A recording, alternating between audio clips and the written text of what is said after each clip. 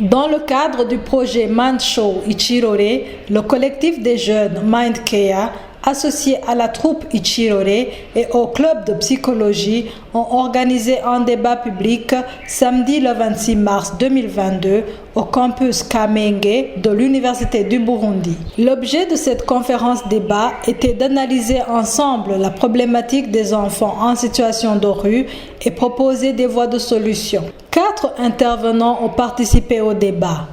Il s'agit du docteur Silver Sakoubou, psychiatre et enseignant à l'Université du Burundi, Messieurs Étienne Gachamura, conseiller à la direction générale du ministère de la Solidarité nationale et de l'assistance sociale en charge des questions de l'enfance, Wenceslas Nyabenda, directeur technique au sein de l'association Giri Yuja et ancien enfant de la rue, et le doctorant Pierre Ngurikiye. Les 3 plateformes poursuivent la promotion de la santé mentale, plus spécifiquement la protection des enfants et la lutte contre les violences basées sur le genre. Donc les 3 initiatives, les 3 plateformes, je suis toujours parmi les initiateurs.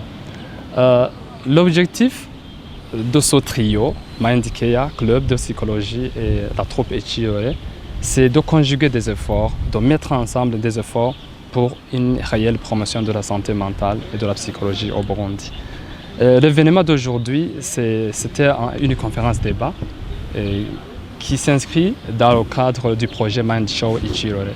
Et le projet en soi, c'est un projet conjointement mené par le club de psychologie et la troupe Ichirore et le collectif Mind Kea. Le projet consiste à passer par les arts de scène, les sketchs, le théâtre, pour constituer un miroir de comportement où les Burundais peuvent se regarder, se reconnaître et s'il le faut, se corriger. C'est dans ce cadre que notre événement a débuté par une présentation théâtrale, puis un débat pour que les éléments clés puissent être débattus au cours du débat public avec les experts. Le phénomène enfant de la rue s'observe depuis l'année 1993 avec la crise qu'a connue le Burundi et s'est progressivement intensifiée dans le temps et dans l'espace. Et la situation des enfants en situation de rue au Burundi est grave, je dirais, en ce seul mot, parce qu'au moment où je vous parle, il se chiffre à 7 000 entre le Burundi, avec 5 000 qui sont dénombrés ici à mairie de Bujumbura et le reste dans 8 provinces, parce que maintenant ils en sont dans les villes de 9 des 18 provinces du Burundi, alors que le phénomène n'a commencé qu'en 1993 avec la crise. Maintenant, les effectifs ne cessent d'augmenter au jour le jour. Donc c'est une situation très préoccupante et très alarmante pour le moment. Comme chercheurs, alors, nous avons montré comment le phénomène est préoccupant et surtout comment il n'a pas été pris à sa juste mesure. Il a été sous-estimé, relégué vraiment à l'arrière-plan, à tel point qu'il continue à s'aggraver. Il y a une sorte d'inconscience alors que le phénomène constitue une véritable bombe à retardement.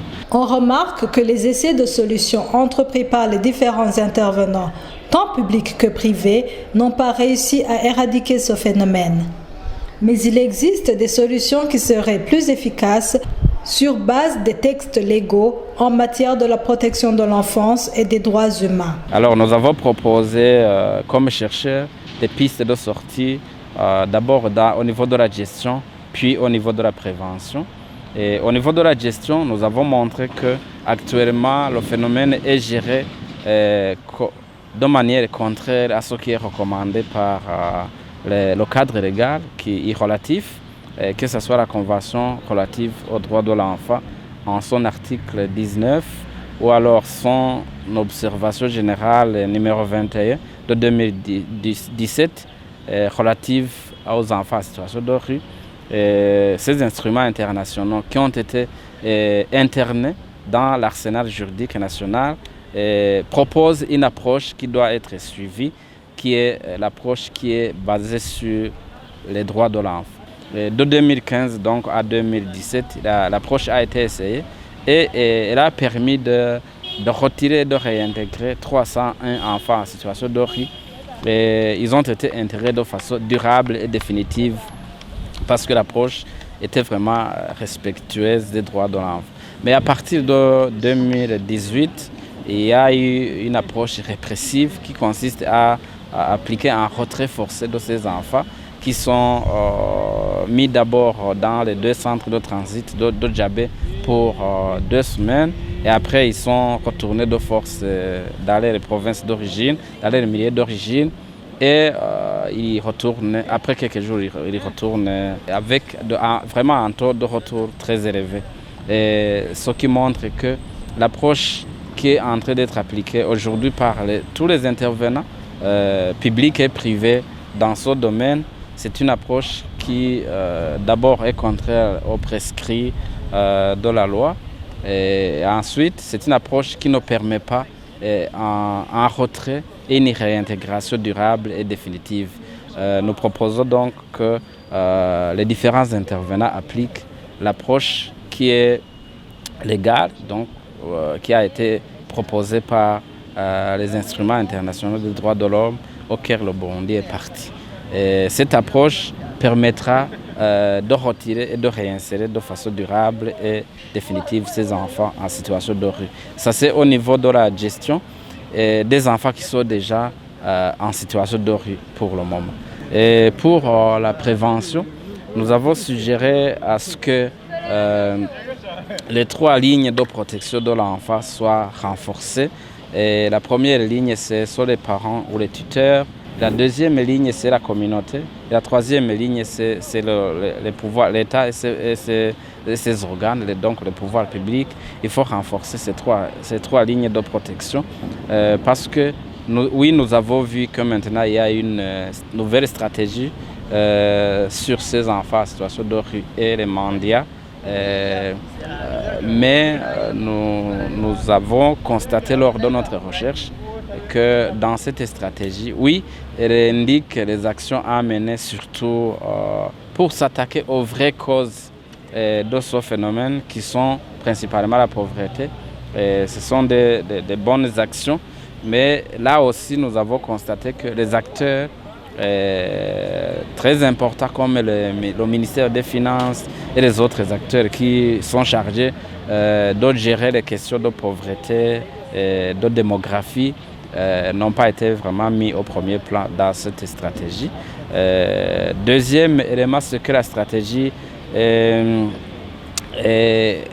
doit être mise en œuvre à coût de plus de 20 milliards de francs burundais et la plupart de tout ce montant est supposé.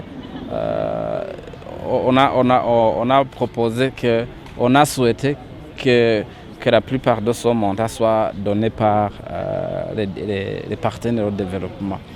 À l'occasion de ce débat, une pièce de théâtre a été jouée.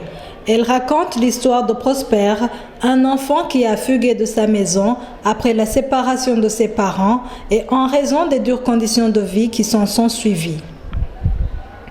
Il a élu domicile dans la rue et a vécu de mendicité. Cet art de scène dénonce les violences dont sont victimes les enfants en situation de rue par les adultes censés les protéger, les forces de l'ordre et celles qu'ils s'infligent mutuellement.